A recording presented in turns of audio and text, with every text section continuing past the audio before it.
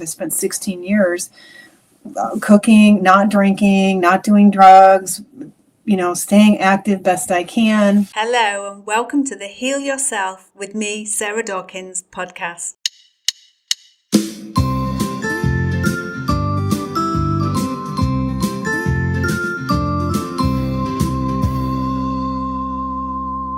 We share people who've already healed themselves, along with health and wellness tips from myself.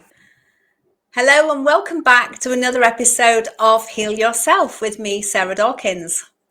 My guest today is Sally K. Norton, MPH, and Sally holds a nutrition degree from Cornell University and a master's degree in public health. Her path to becoming a leading expert on dietary oxalate includes a prior career working at a major medical school in medical education and public health research. Her personal healing experience inspired years of research that led to her book, Toxic Superfoods, How Oxalate Overload is Making You Sick and How to Get Better, released in January 23 from Rodale Press and is available everywhere where books are sold. So welcome, Sally. Thank you, Sarah. It's so nice to be with you today. Thanks. Thank you. It's my pleasure to have you. So, Sally, in your book, Toxic Superfoods, you share your own powerful personal journey. Could you take us back to what life was like before you connected the dots with oxalates? Oh, man, I've had about 4 decades of frustration with my health. Yeah, thinking I had a lemon, bad luck, starting at age 12, getting arthritic and getting back pains and this and that. In college, my feet went bad, starting with the left foot and became both feet. I had to drop out of college for 4 years and have foot surgery. Didn't recover well from the foot surgery. Really spent over 5 years heavily medicated with ibuprofen. Spent nearly 10 years of struggling mightily, needing crutches on and off, needing wheelchairs in order to do anything that required much at all. I got married in orthotics and sneakers and couldn't stand more than 15 minutes a day at that point. And then, severe fatigue all through my 20s and all kinds of sensitivities blowing up and chemical sensitivities, back problems persisted. And on and off, just really not being able to depend on my energy levels, my brain, my feet, my back, falling apart. Really, by the time I was 35, I pretty much felt like I was 85 and really was struggling with fatigue. And so I decided probably as a 5-year-old that I was going to do everything I could to be healthy. I was already interested in being healthy and, quote, healing myself in kindergarten. I would come home and tell mom what we learned about nutrition today. And I was in 7th grade when I decided, 12, 13, going on 13, that I would study nutrition to help people not get heart disease and cancer and struggle in life with health problems. And there's no fun to be had if you're sick. If you're sick, it's number one, that's what matters. And so I've been on that quest for health and been in the sort of holistic healing sphere because, of course, conventional healthcare wasn't helping me. I went to the doctor with foot pain and he gave me a painkiller rather than an x-ray. Finally had to self-refer myself as a youngster. I'm 19 and I'm sending myself to the right doctor who will even do an x-ray to see what's wrong with my foot. And then again, having to doing my own research to find out, that I would probably need surgery. Just the frustration of not finding answers. So you get into the zone where you have to turn rocks that aren't mainstream anymore. And so you start to get to know chiropractic and acupuncture and massage and herbs and homeopathy and, it goes on. And you end up spending a lot of money doing that. I've been to maybe 20 chiropractors over the years, and homeopathy, I've spent thousands of dollars, but I still have a lemon of a body. So that's been a problem because I'm a goody two-shoes, growing and eating homemade organic vegetables. And I went vegetarian for 8 years and then vegan for 8 more years. I spent 16 years cooking, not drinking, not doing drugs, staying active best I can, despite foot problems and so on. So I became a swimmer. I used to swim a mile a day. still needing, still having a crippled life, essentially. So I was 49 when I had this. Well, the revelation really was in 2007. I had this attack of pain. It was pelvic pain, vulvar pain. And my husband did a Google search and found that there's a vulvar pain foundation, of all things, that teaches a diet that reduces oxalate, the low oxalate diet. The oxalate is something like we know from nutrition that causes kidney stones. Renal patients need a low oxalate diet. That's what that's for. And she's saying there's this connective tissue syndrome and this pelvic pain syndrome that's oxalate related for many people. And when they go on this diet, they get better. And I didn't understand that because that's not my training. And so you were really stuck with the way you're already thinking. When a new idea comes to you, you're just like, a little bit skeptical and a little bit stupid because you don't have enough information. And for me, as a very logical person, I need to know how something works, why, what's going on, the reasons behind it, the mechanism behind it. I can't just take something on faith, but I didn't have any other choices, so I bought her materials and started learning more about what foods have oxalate in them, because as a nutrition student, you only hear about it a little bit. You hear in one textbook, it has it in 2 places. These little list of 8 foods over here in this chapter, and this little list of 7 to 10 foods in this chapter don't match because different authors write different chapters in a textbook, right? And that's about it. And then you open up like a nursing textbook and they'll have a list of high oxalate foods. It doesn't tell you which ones are low. And it turns out it's only about 80% right. There's at least 20% of it is either not high oxalate or what, and they're missing foods that should be on the list.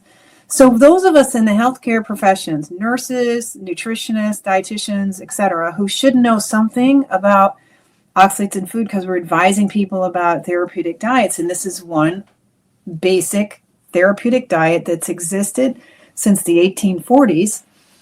And we're really relatively ignorant about it and poorly informed. So it took this foundation to teach me to have eyes that can see oxalate on the plate.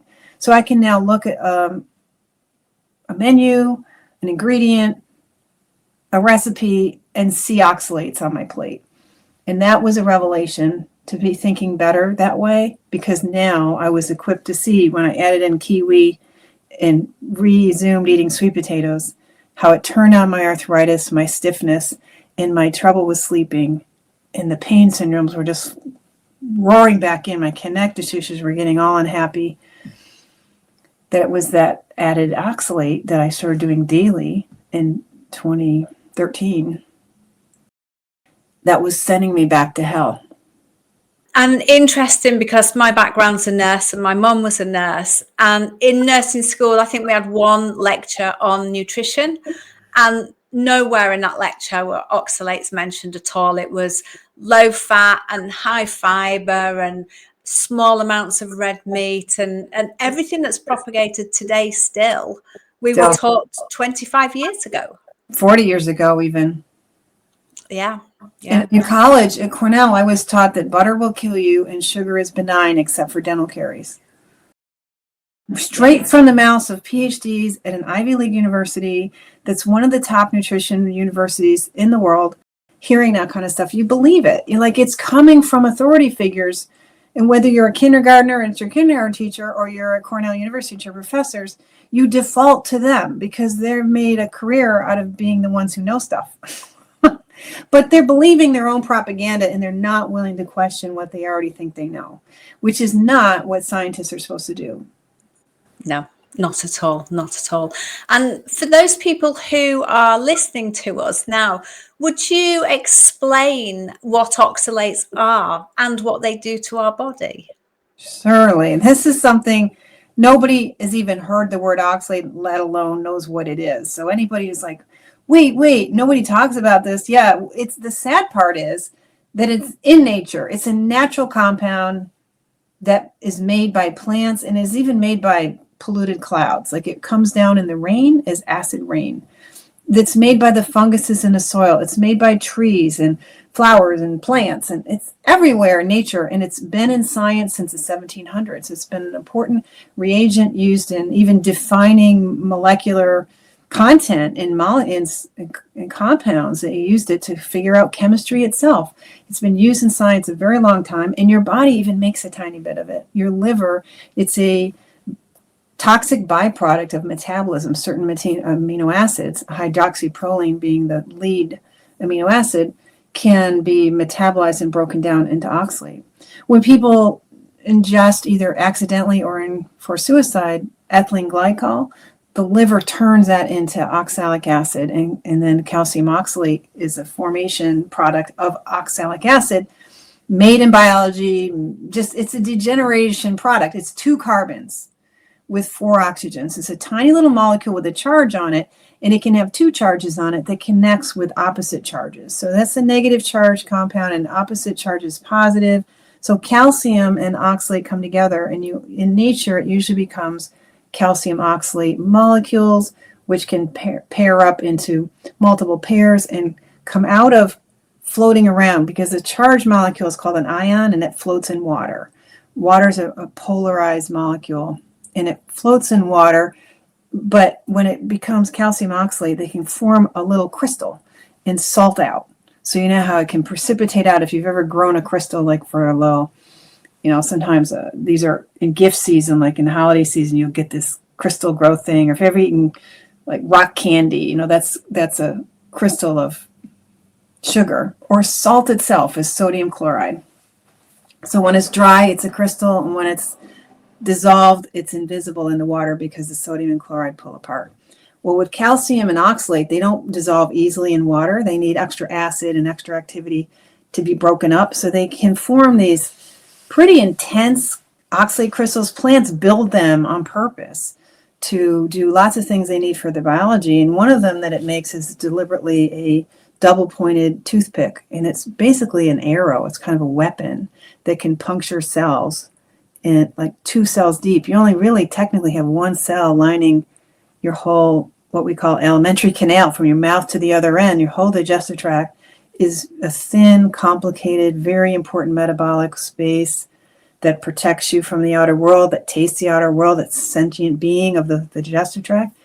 You got this ground glass in popular foods, because the plants make this crystalline material and the oxalic acid. So the calcium oxalate crystals are abrasive, mechanically harmful to the digestive tract, and the calcium and the non-calcium oxalic acid ion is dissolved in the fluids of your food, in your juice, in your almond milk, and it floats right into the bloodstream, right in between the cells after you eat it for the next 10 hours after a meal that has things like almond milk, spinach smoothies, sweet potatoes, dark chocolate, kiwi, Swiss chard, or silver beet, or what else, the built beet greens. Popular foods that we trust, even things like turmeric, and even vitamin C degenerates into oxalate. So if you're overdoing foods that are over fortified, taking a lot of beverages with vitamin C, or literally taking like a gram of vitamin C, you're taking too much vitamin C in, more than your cells really need, and it can degenerate, hanging around in cells, degenerate into oxalic acid. Well, it turns out that it's super toxic. It's really bad to have it hanging around in your cells, around your cells, in your white cells, your red cells, your bones, your bone marrow, your eyes, your thyroid gland. It gets into the glands. It gets into the tissues.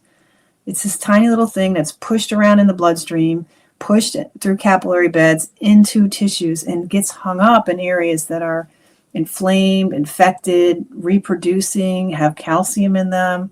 Anything that's got a little bit of stress going on, that's an area where it can get hung up. And you can start literally building up oxalic acid and calcium oxalate crystals in tissues like your joints and your thyroid gland, your eyeballs, and of course your kidneys, because ultimately this technically water-soluble oxalic acid gets urinated out. So the kidneys are trying to clean out the blood, remove it. It does not like any oxalate in the blood. It does not belong in the bloodstream. So the body really tries to keep it cleared out, and tissues will hold on to it if it's coming into the bloodstream after meal after meal. Tissues have to hold on to it to protect your bloodstream, to protect your heart and your organs and your poor kidneys, who have this terrible job of concentrating this stuff and getting rid of it. And your bladder has to traffic in it.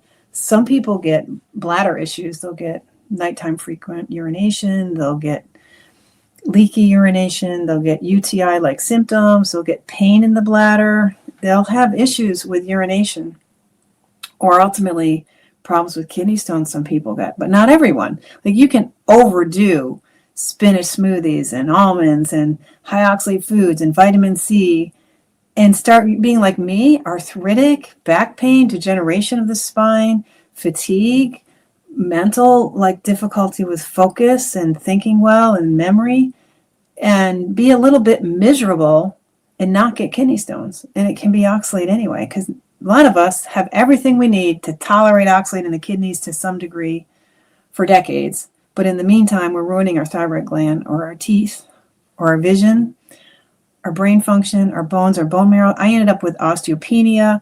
I've had glasses since 10th grade, and they degenerated into needing bifocals by age 20. I've been wearing bifocals for 40 years.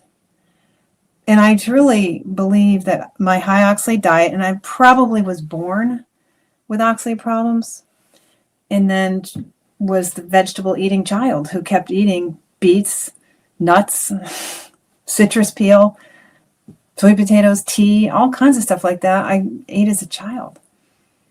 And isn't it interesting how those oxalate crystals can just sit in literally any part of the body? It doesn't just target the joints. My dad's had bladder stones and had those removed. He loves rhubarb. He grows his own rhubarb. He's 94. He's not going to change. I grew up on rhubarb too, and it is the highest oxalate food going. Yeah. That it's right up there with silver beet, chard, and beet greens. Terrible. Yeah. And if if you eat the leaves of rhubarb, you literally can kill yourself. It's so high in oxalic acid and alkaloids and other toxins. Plants, oxalate's not the only toxin in plants, but it's one you really have a hard time seeing and working around. You can't cook it out. You can't heat it out. Pressure cooking, high boiling, none of that, baking, that is not going to change the content of the oxalate in the food. From my understanding, there's people like yourself who have health problems from very early on in life. And then there's other people who seem to have no health problems. And then one day, bang, a whole host of, and literally bring them down to their knees, like almost overnight. Yeah, the body does a good job of coping and hiding and just not complaining as it's in the background, like holding on to this stuff and getting a little panicky in the background, but it's really not complaining. It's letting you be as optimal as you can, because it's important for survival that you stay strong and active and be able to take care of yourself. So the body will sometimes wait too long to let you know that things are in bad shape. And then by then, what the sad part, what we're learning is a community of people who are recognizing that oxalate was a major piece in some severe health problems that lead us into autoimmune problems and allergies and fatigue and you name it, is that it's once you've done all this damage, you're changing the way cells work with this damage inside cells. This is really a cell toxin, ruining the way mitochondria work, the way the cell runs itself. It's interfering with the basic mechanisms of internal communications in a cell, and the whole function of cells starts breaking down, and they start no longer really being able to clear aberrant things that don't belong in cells, or that are, pieces like these proteins are supposed to be just so. And if they're not right, they're supposed to be removed. The removal process gets broken. The way you read the genome and you make things, because the genome, the nucleus that has the chromatin, this is our DNA. DNA is a giant cookbook of recipes. And there's all these recipes, and each cell is assigned to use certain recipes. So a bone cell reads the bone recipes, and a liver cell reads the liver recipes, and the nose skin reads nose skin recipes. And so if you're a cell and you get all confused about what your recipe is, and you're already broken and struggling, a lot of cells end up in this sort of brownout energy state where they can't quite make enough ATP energy that runs everything, and they don't have enough electricity, basically, to keep the little factory cell working, and the whole thing's in slow, struggling motion and trying to make little baby cells. And you're supposed to make enough stuff to make yourself 2 cells so you can make a new cell. That whole process takes energy. And with oxalate poisoning, which is what this is not an allergy. This is a poison that's getting in there and messing with the basic machinery of life itself.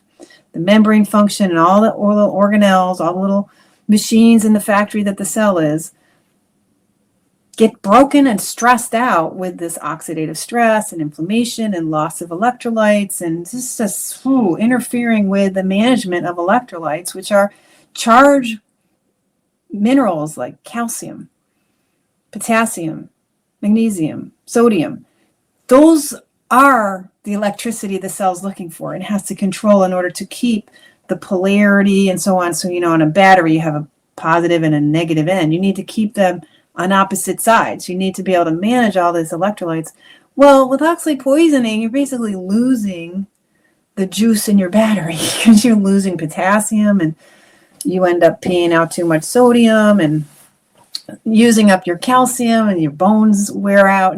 So there's a lot of basic stuff down there in the cells that this oxalic acid messes up when there's too much around, and it overwhelms tissues that are already struggling because you burned your finger. Those tissues can't defend yourself. You worked hard all day, or you have a tennis swing and you worked hard with that arm. That arm needs rest and relaxation. It needs a good night's sleep. It needs to be able to heal itself overnight. But if overnight they're being flooded with your dinner of rhubarb crisp after your sweet potato, after your appetizer of some other high oxalate nut concoction, or a bowl of blackberries, or any of these high oxalate foods, all night long, you're just poisoning the damaged tissue that you wore out in the tennis court that day. And so you don't recover as well. So you end up with, later on, injuries. Even, dancers and performers will have a harder time recovering from their performances if they're living on chocolate and high oxalate food. So this is so important to know that it's actually a toxin nature has in plant foods, and recognize, well, wait a minute, are plants really just trying to be eaten? Are they trying to be pure and perfect for us? Is that their reason for existing on us? Maybe they're there for something else, like making the soil healthy so that other animals can eat those plants, or making the grass grow, or maybe giving us oxygen, or making a beautiful world that protects our environment, that allows us to have an atmosphere. Maybe they're not just there for us to put on our plates. And of course, we know they're not, because if you go in nature and you eat uncultivated foods that are just wild foods, it's pretty hard to find a whole meal there. You got to really know which mushroom to eat. You got to really know which thing in the forest, or, what pine needles can you turn into a beautiful entree. It's not easy. No, and as you say, all plants contain their own toxic chemicals that are toxic to us because it's their defense mechanism. They don't really want to be eaten by us. But in Disney movies, everything's there just for our pleasures and our wants and needs. But nature is more of a kind of a fight to the top, and like a beautiful struggle that has this cycle of nature where things come up and die, and they keep striving for life itself. And so each generation is potentially an improvement or a degeneration on the last.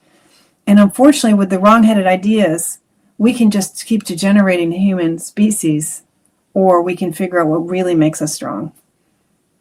Thank you. And Sally, you've mentioned that recovery times post physical exercise for ballerinas is one of the symptoms of toxic overload. What other symptoms should we be looking out for to start reassessing what we're eating? Yeah, that's a really great question. So you can think of categories of the body that can be poisoned. One of them is the nervous system. So that's your brain. So any kind of brain stuff, mood, irritability, loss of motivation, complete, I don't care, kind of what I call loss of affect, like, whatever, so-and-so's getting married, who cares? These kind of mental attitude problems, even depression, anxiety, and so on. If that's going on, something is inflaming your brain and making it toxic, and oxalate making it toxic. Oxalate can be that chemical doing that. Literally, I was surprised how many people are coming to me saying my anxiety is completely gone.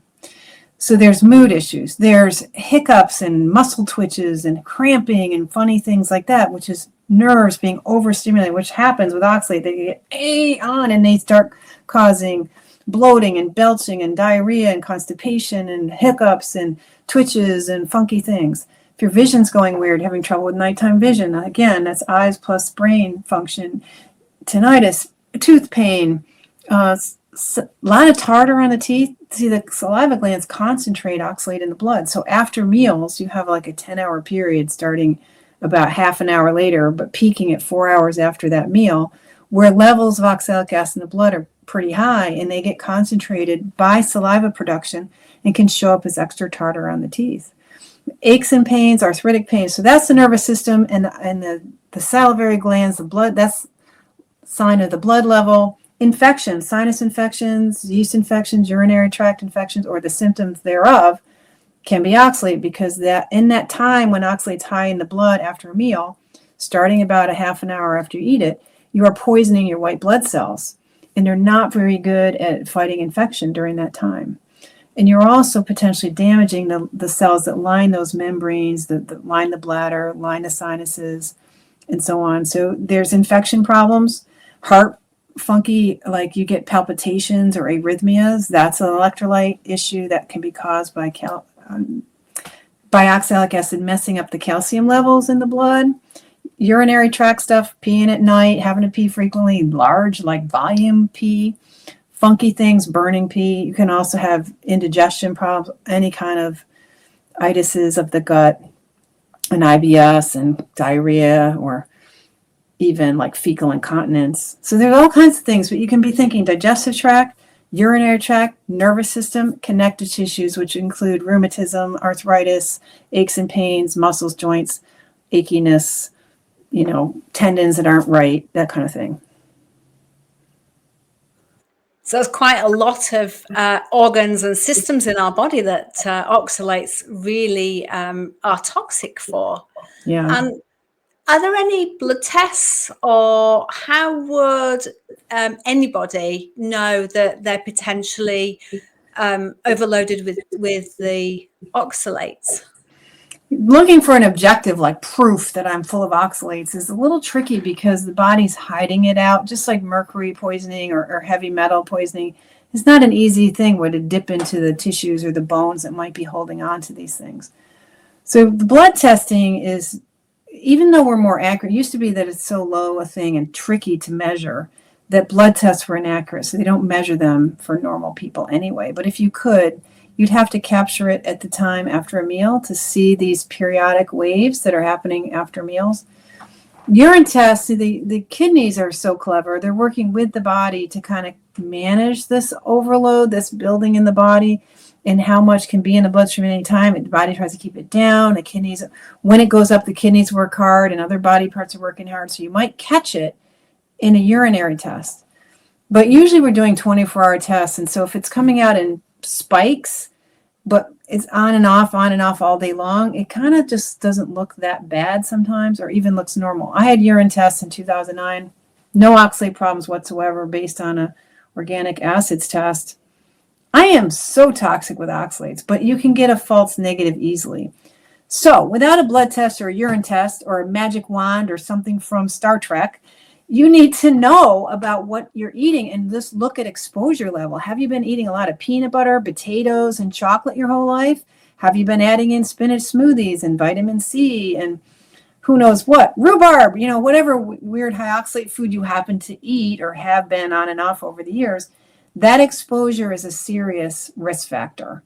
And if it continues, it eventually will cause problems you don't need to have, like osteoporosis, which is getting unbelievably common. So there's exposure, and then you think about, well, how well am I? And what do I want to be well with? Am I struggling with any of that? And between the two, you can start changing your diet, hopefully gradually, so you don't shock your body into like, oh, you mean we don't have to hold this anymore? Because unfortunately, oxalate overload is not just an overloaded diet. It is now an overloaded body. For most of us who are over 15 years old, we have some degree of oxalate burden hanging out somewhere in our tissues, most likely your thyroid gland, your kidneys, your bones. And so initially your kidneys are like, okay, maybe less stress. Maybe we can clean out and maybe we can help that bladder and maybe the urinary tract can get better. But you want to kind of be gentle on this switch so that you don't stimulate a release of oxalate from tissues. But so that's a test though, because if you get a break from any symptoms, you start sleeping better, your mood improves, your aches and pains improve, your energy goes up by getting rid of your sweet potato or your chard or your spinach smoothie or your keto bread. If that happens, that's a test. That is an indicator. And then at some point you have to come learn from my book or website or something about what are the signs that your body is doing this reversal, healing, deaccumulation of oxalate crystals from your thyroid or whatever. That's a whole learning curve. So I guess the bad part about this message is A, we don't actually know what's healthy to eat, and B, there's a price to be paid for having tried to be healthy, and we need to be willing to take a little time and educate ourselves and learn. And it's really rewarding and revealing and very grounding because you're like, oh, now this really opens up your mind to a whole like shifted perspective from what we're being told. Yes, and actually I had a loved one, I think it was 18 months ago or maybe 2.5 years ago now, I can't quite remember, who just decided to stop eating all plant food. And for me, because I wasn't on board with oxalates, I was a vegetarian at the time, thinking that was the right thing to do, like a lot of us do. And I watched my loved one not only lose a lot of weight in 6 to 8 weeks, that they were carrying excess weight, but the brain fog went and the joint pain that they had for decades went. The insomnia they suffered with went away. But we hadn't found your book at the time. They just thought it was just, a good thing just to try because they'd done some research online and found other information.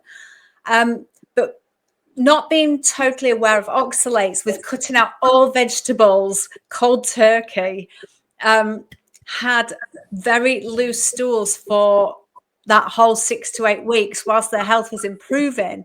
And I'm like, dear God, you're going to like waste away down the toilet. But obviously oxalate dumping is a term that we found. And it's a real thing, because, when they started looking at what was going on, that is one of the symptoms of going cold turkey, and the body is just going, wow, I don't need to hold on to all these oxalates anymore. I can get rid of them, is what we believed was happening. Could you help us to understand that further? Yeah, so there's a lot of changes when you get all the fiber out, and there's the microbiome has changed. There's a lot of things going on, but the body's reading the amount of oxalate coming in to the bloodstream, and when it clears out, it just really does open up an opportunity to remove stuff. And I have this idea that the stuff that you've been eating in the most recent past is sort of loose and can get going fast and can cause again, it's nerve problems where the electrolyte disturbance of the oxalate moving around, the oxalate gets moved into the colon, especially when the kidneys are working hard with a lot of oxalate release. There's acidity in the body, which in all meat protein diet, if you're not alkalizing to correct that, can bring the body's acidity up a little bit. And so you need a little extra buffering capacity to help it. But that when that condition's going on, it helps to turn on these colon transporters, which will remove oxalate from the bloodstream. And that whole exposure to that tissues will cause spastic colon because the nerves are firing. So you will get more tendency to probably diarrhea. Some people, the spasm just causes contracture, which causes constipation. Other people just get this bloating because it's disorganized peristalsis. So the muscles of digestion are moving discoordinated, and it's kind of mixing bowl. Just turns it into like gas. So there's a lot of different kind of not necessarily the simplest explanation or the simplest process, because there's these indirect effects where the movement of the ions are causing electrolyte losses, which is turning on different hormones, which is turning on dysfunction in the nerves because the nerves don't quite have enough buffering capacity with calcium and with potassium and so on. And then the bones have to contribute calcium and extra phosphorus. And there's just kind of a challenge on the body. You can feel it. It's so interesting though that you feel better. Sleep is better, the joint pain is gone, and yet there's this drama. Sometimes early on people feel like they have a stomach bug. That's a kind of pattern of it, or they start getting arrhythmias because their calcium levels in the blood are wobbling a bit. As they get too much oxalate, will lower it, and then the bones will add calcium back. So we do need to manage this, because it literally can get exciting enough that you end up in an emergency room with arrhythmias and really high hypertension, high heart rate. It can even affect the vascular system in the brain. So you can get constrictures of the vascular system and shut down narrow arteries and get too little oxygen and nutrients in the brain and cause little strokes. So you don't want to get strokes or heart attacks. Like, that's totally unnecessary and probably isn't too common, but it can happen. And so it's important to be educated and make sure there's enough sodium, potassium, calcium, and that often means supplementing them to prevent any kind of drama. Thank you for helping out with that. So if somebody was looking to reduce the amount of oxalates that they were ingesting, we've mentioned some of the more toxic ones, the chocolate, almonds, Swiss chard, spinach, rhubarb. What kind of foods would you advise them to eat? Well, with women, usually they're not eating enough protein, especially for breakfast. So I try to say, let's focus on protein and add in protein foods that agree with you and get your intake up to 30 grams or more at breakfast. And so add some cottage cheese or an extra egg or some bacon or some fish or sardines or something, and really protein up a meal, and then get enough fat. And don't be afraid of butter. I think butter fat is really great for the brain, very calming, very nourishing to the cells. You know, the nervous system needs that kind of fat. And so if you get enough fat and protein in itself, just getting yourself nourished with protein and the right fats can just make it easier to, like, well, that was a meal. And so you don't worry so much about getting the nuts or the munchies and so on. You satisfy yourself. You need less snacking, for one thing. So some of these foods are snacky foods, like the trail mixes full of chocolate chips and nuts and so on. Let's get rid of the trail mixes, the keto flour, the almond this and that. You don't need almond milk. It was just kind of marketed to us recently. The thought that you depended on these foods, you need to, like, move past that, because you know that's not really true. It's just a current habit and a current fat. And you have to let go of, like, there's always something more to eat. So don't be hung up on, there's nothing to eat, because that's certainly not true. It's a small list of foods. They just happen to be popular and convenient because they're being handed to you left and right in the marketplace. Potatoes are everywhere. Tea is everywhere. Chocolate is everywhere. Nuts are everywhere right now. And then these salads full of spinach and so on. And you're putting spinach even on Subway sandwiches. That's a new thing. Like, it's everywhere. So you think there's nothing to eat just because this happens to be dominating in our face, but you know that's not true. So it's important to, like, think about what agrees with you and start with making sure you're getting enough of these proteins, preferably animal foods. If you're a vegetarian, maybe you could try oysters or shrimp or something like that and get some protein, bacon, some beginner foods. So it's more about adding in things and then recognizing these other things that we're using, like on our gluten-free diets with the quinoa and the teff and the arrowroot and the potato flour and the different things that are being substituted for wheat, not helping us at all. Those are mostly all high oxalate in nature. So it's really like, what's nourishing me, and try to bring more of that in and let some of these other things fall away, beginning with the rhubarb. Who needs really, these 3 dark leafy greens are the only greens high in oxalate. Just shift to a real salad made with romaine or some other leaf lettuces, and that's fine. This isn't that big a deal. And I have swap charts in the book, Toxic Superfoods.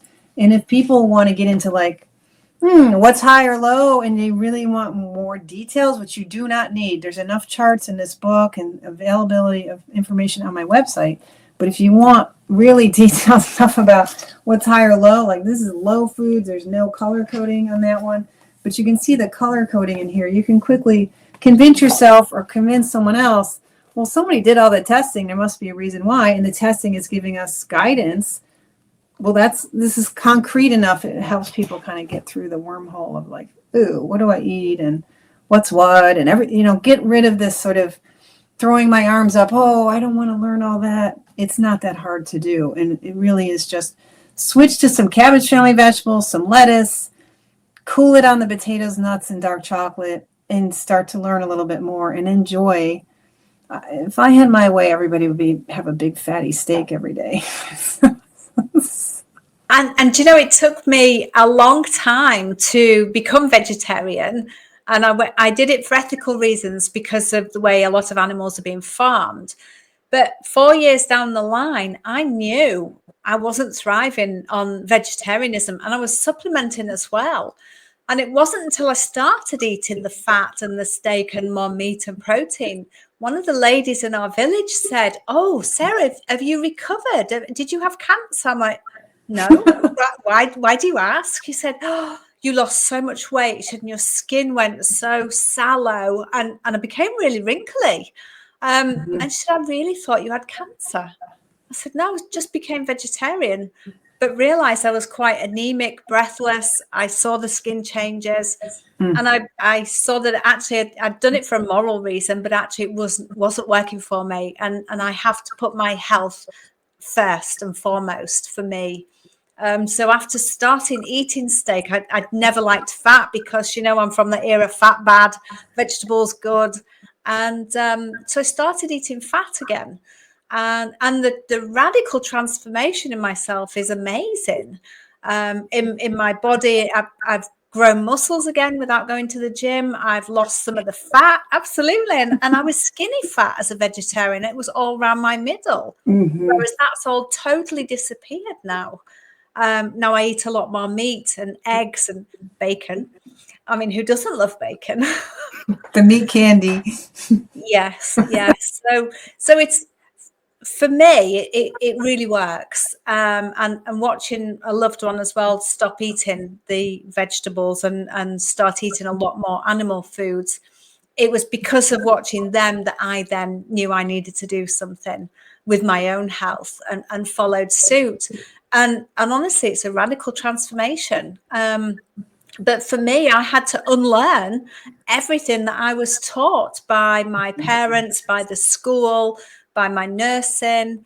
It's like at the end of the day, I'm poisoning myself with following what you're telling me to do.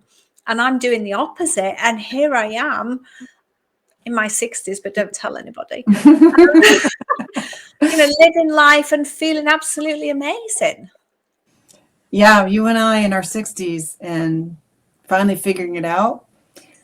Wouldn't it be nice if all human beings recognize that that's our niche in the ecosphere, to thin out the herd and be eating animals and shepherding them? It even says in the Bible, we're to be shepherds of the animals. And when we got thrown out of the garden, it was condemned to thistles and thorns. Like having to eat plants is a form of condemnation. It's a form of punishment.